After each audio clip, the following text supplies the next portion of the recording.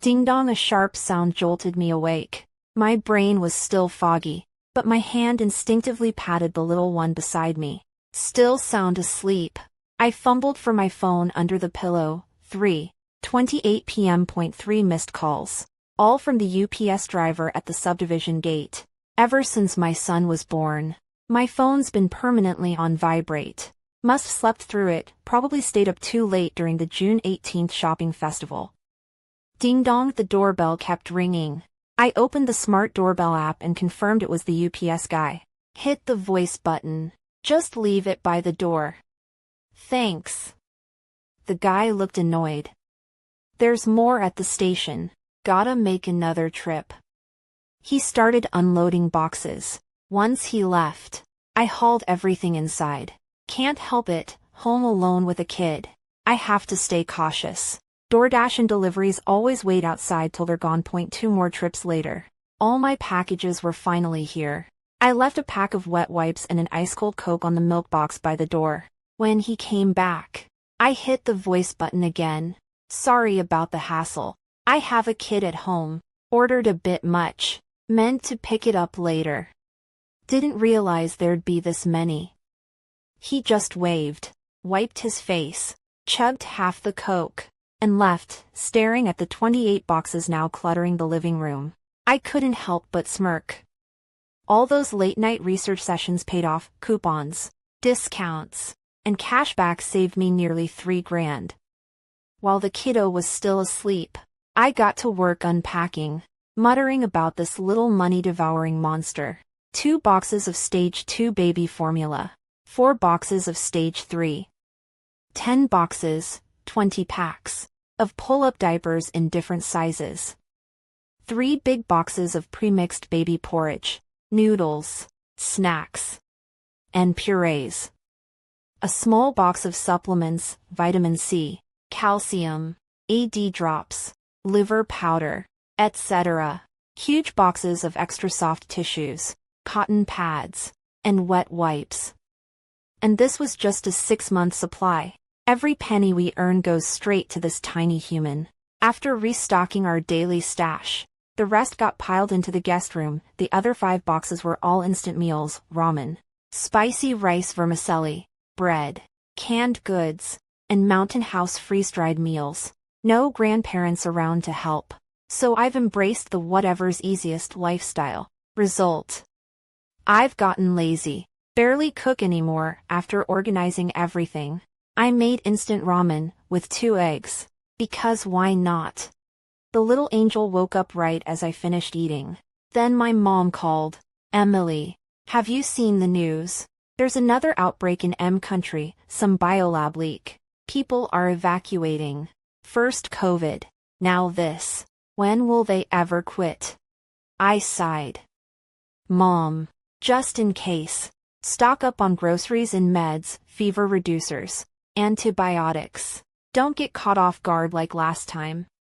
Hung up. 5:20 p.m., the heat had eased.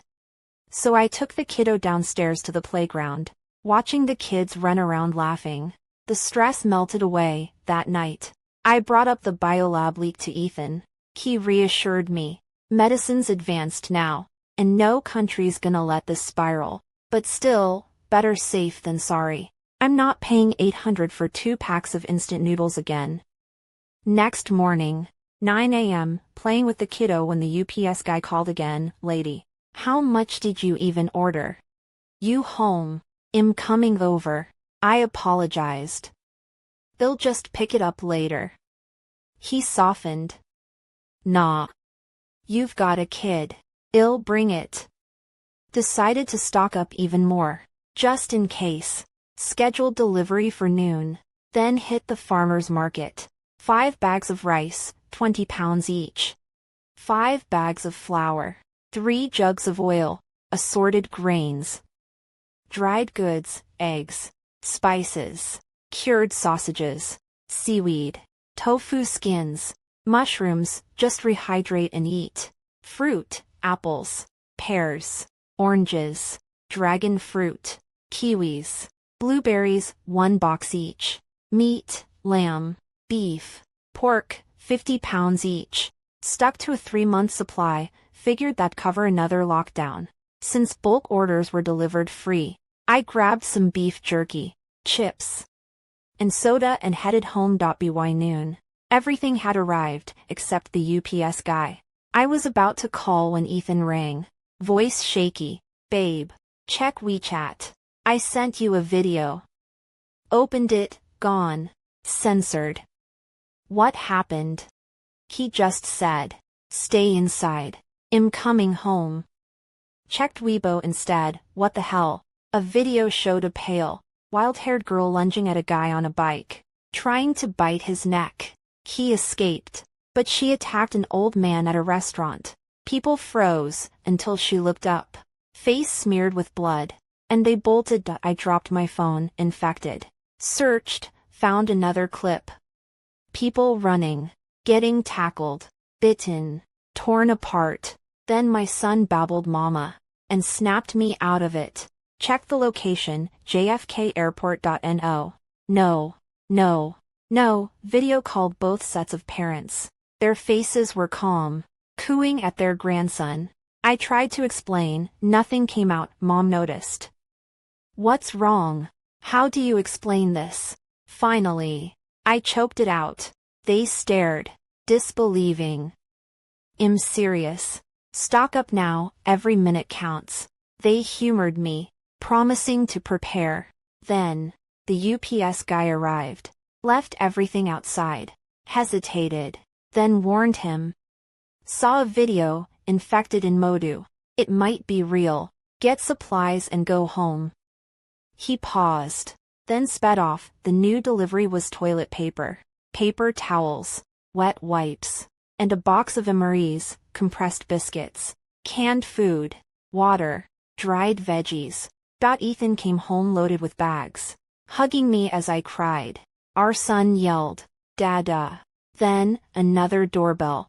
Ethan had ordered 10 cases of bottled water, 20 jugs, 5L each. The delivery guy grumbled. Ethan lied smoothly. "Kid's got a rash. Doctor said bathe him in purified water, twice a day." Tipped him extra, adding, "COVID's flaring up. Grab supplies after work." The guy just laughed about hospitals scamming people and left. Ethan sat me down. Dead serious. "You've read enough apocalypse stories. Kill the saint first. I know you're kind. But for our son, run everything by me first." Thought of all those nice guys die first plots. Looked at our baby, nodded. He called our parents again, drilling it in. They finally believed us. His dad offered to drive there, 500 miles, no way. Thankfully, their village homes had high walls. Ethan gave them rules like in zombie movies. Stay quiet. Don't go out. Never reveal your supplies. Agreed on check-ins Thursday. Told Ethan about JFK. Weibo was flooded with infected reports, all disappearing fast. Assessed our Texas suburb. No signs of outbreak yet. Decided. Today. Organize supplies. Secure the apartment. Tomorrow. Ethan runs out for last-minute items. I stay home with the kid.no risks. Wed moved here after Ethan got a job in the small Texas city. Rented a 24th floor unit in a mixed-use complex. Retirees in 2 buildings. Workers in others. Our place had soundproof windows, blackout curtains, solid doors, but no security bars. Found the landlord's old toolkit and foam sealant in the balcony cabinet. It might come in handy. Slept 0 hours. The next morning, Ethan left early with a switchblade. While he was gone, I stayed home, charging the power bank, taking inventory of our supplies, and making sure we hadn't missed anything. After double-checking everything, I managed to get our son back to sleep for a nap. By 10:23 a.m., Ethan still wasn't back. We'd agreed not to call each other to stay cautious. But now, the waiting was killing me. To distract myself, I started counting our kitchen supplies again, even though it was all stuff you could see at a glance. But my mind was too scattered to focus. By 11:10, the fear had taken over. I wanted to go look for him, but with our son still asleep, I knew I couldn't leave. If something happened to Ethan, I was all our kid had left. Pressed against the living room window, I watched the streets outside, now in chaos, and let silent tears fall. Then, suddenly, I spotted a familiar figure on an electric bike racing toward our subdivision. 4 infected people were right behind him. Our gate was just a waist-high fence with a pedestrian entry. My heart stopped. Would I ever hold him again? What if that goodbye hug was our last? But I underestimated him. As he rode, he looped a bag around his wrist, skidded to a stop at the fence, and vaulted over it using the bike's height. The infected slammed into the barrier, trapped outside. I couldn't hold back. I bolted for the elevator, then hesitated and ducked back inside, waiting until I heard his footsteps. The moment he was in my arms, warm and solid, it felt like a nightmare had ended. But we both knew the truth. The city had fallen. Ethan proudly unloaded his haul: flashlights, batteries, ropes, a tactical shovel, a combat knife, a stun gun. I went straight to the hardware store. He said, "In an apocalypse, survival gear comes first. Food won't matter if we're dead." He grinned, shaking a red bag. "Guess what's in here?" Still shaky from the adrenaline, I shook my head. "Cigarettes," he announced. "If society collapses, currency's worthless. Smokes, booze, meds, that's the real trade currency. I don't even smoke, but the cell be gold. Now gimme a kiss." I rolled my eyes but kissed him anyway. "Did you get medicine, though?"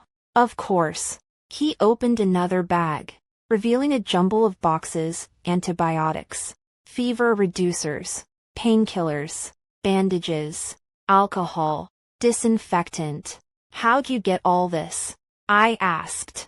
He hesitated, then admitted, "By the time I got to the pharmacy, it was already chaos. No staff, just blood everywhere." The reality hit hard. I hugged him tight. "Just glad you're back." No time to dwell. While our subdivision was still safe, we got to work. I cooked and froze perishables, filled every container with water, even the pickling jar.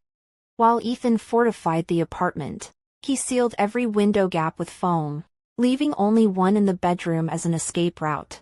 He locked the fire exits, even the garage and lobby doors, only openable from inside. Harsh, but by afternoon, the streets had gone silent. Anyone still out there probably wasn't coming back. By 10 p.m., we barricaded the front door with a marble coffee table. Exhausted, we collapsed into bed. Thud. A crash jolted us awake at 1:18 a.m. A pink car had plowed into the subdivision gate, smoke rising from its hood. A dozen infected swarmed it. Inside, a girl sat motionless, alive or dead. We couldn't tell. Neighbors erupted in panic. "Who the hell crashes into a gate? Now it's broken. Someone help her." "You go." Then, the infected, drawn by the noise, shattered the weakened gate and flooded in. The girl, seeing her chance, slipped out and sprinted toward a building. A neighbor's security cam caught an old man pulling her inside just in time. And no more sleep for us. We ate cold rations by flashlight, the food tasteless. Staring at the beam, I realized we had no backup power, just 2 power banks and Ethan's batteries. But if the grid failed, phones would be useless anyway. Days passed. The government finally mobilized. Martial law, curfews, travel bans, staged evacuations. Point 2.3. Military safe zones, critical infrastructure secured. High-risk areas evacuated. Point 4.5. Rationing, troops and local councils distributing food, water, meds. Point 6.7. Militias, community defense units, crackdowns on looters. Point 8. The policies brought order, but despair still festered.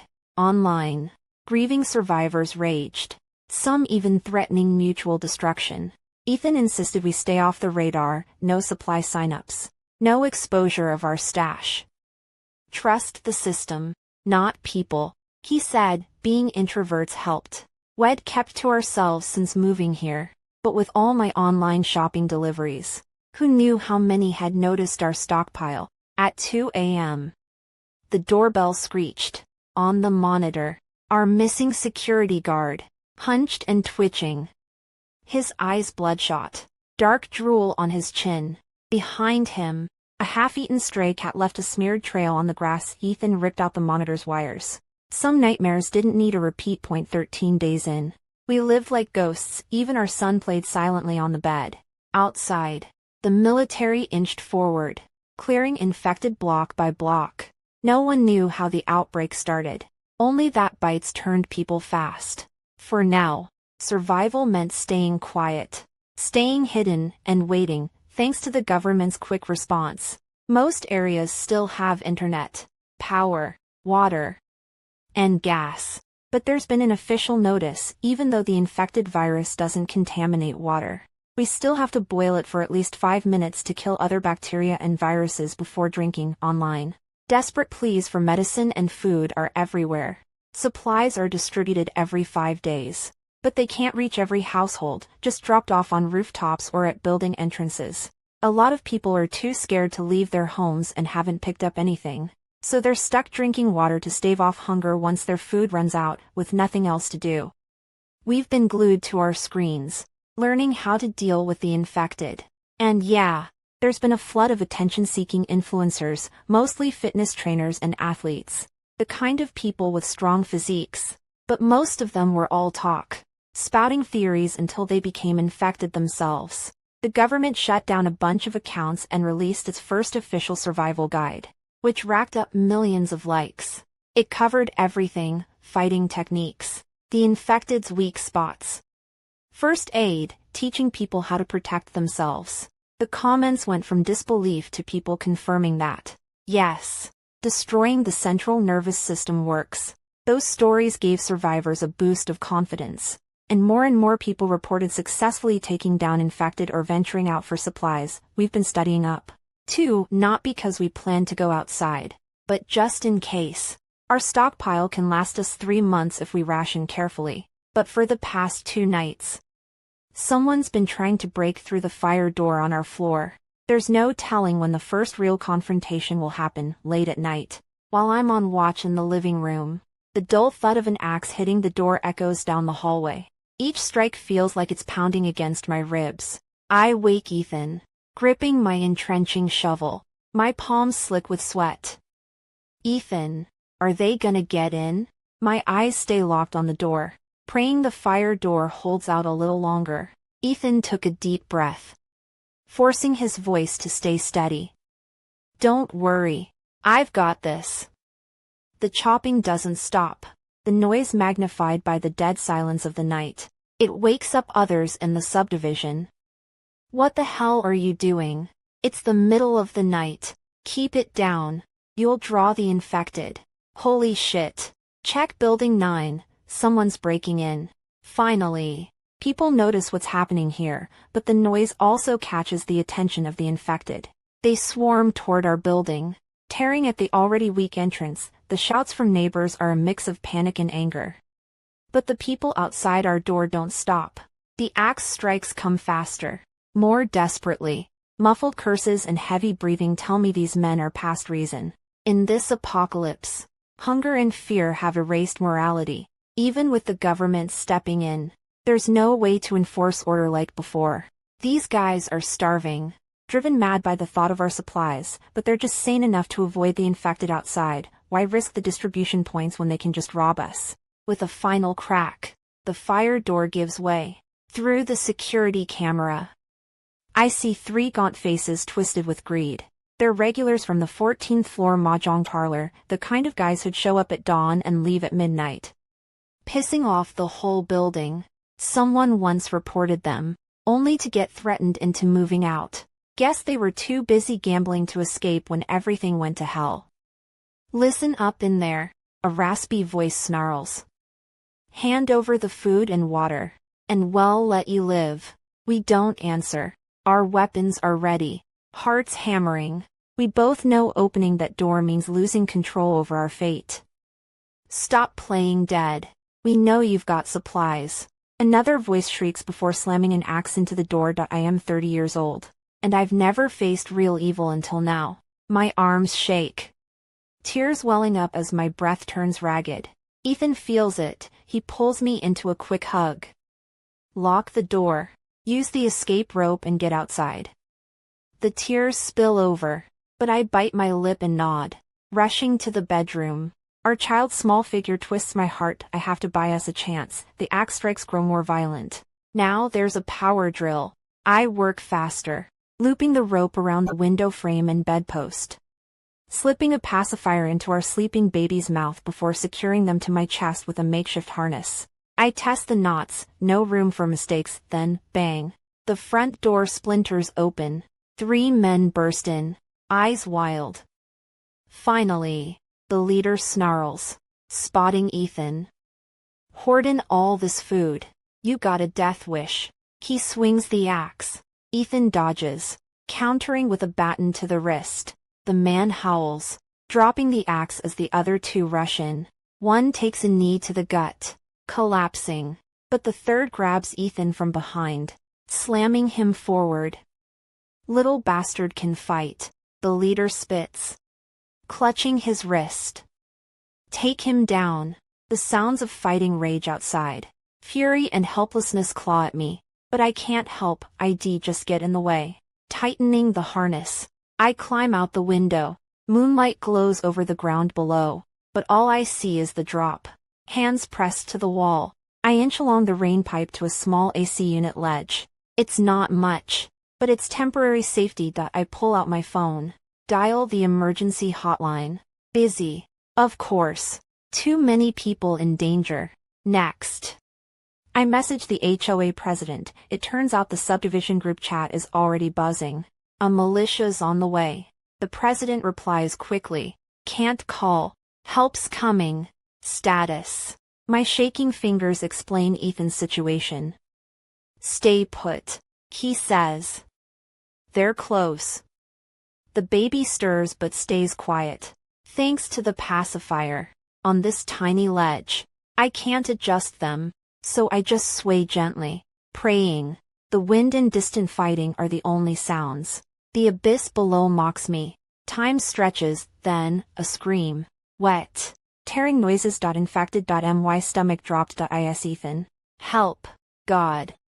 Help. A man's voice cuts off mid-shriek, replaced by growls. More screams. Then silence. I clench my jaw. Stay calm. Headlights slice through the dark. Figures move. Infected drop without a sound. Rescue. A tug on the rope. A helmeted face appears around the corner. Don't move. I've got you. Inside. The apartment's destroyed. Blood. Bodies. You're safe, an officer says. We'll take you to shelter. Did you see Ethan? Black pajamas. Sorry. No. Numb. I follow them out, then a week here from the guest room. They find him under the bed. Unconscious but uninfected.